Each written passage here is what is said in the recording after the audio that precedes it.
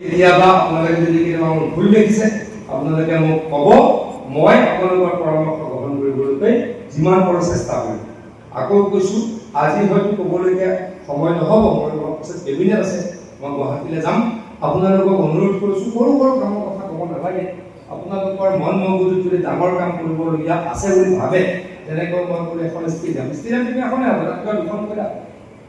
তেনেকুৱা যদি ডাঙৰ কিবা কাম কৰিব লগা আছে আপোনালোকে মোক ক'ব, মই কৰিবলগীয়া চেষ্টা কৰিম।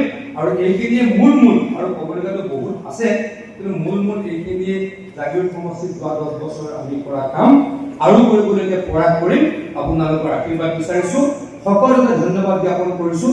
আপোনালোক সকলো ব্যক্তি আমাৰ দলৰ সদস্য বা সমৰ্থক নহয়।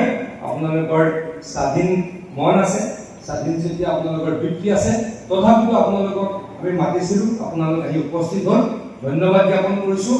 ভৱিষ্যতে আকৌ লগ পোৱাৰ আশা ৰাখিছোঁ।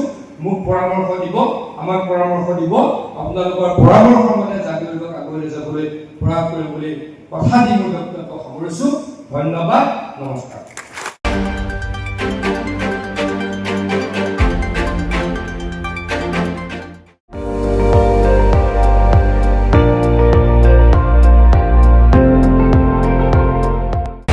আপুনি চাই আছে ND24, সৰ্বশ্ৰেষ্ঠ নহয় সৰ্বোত্তমৰ দৌৰত।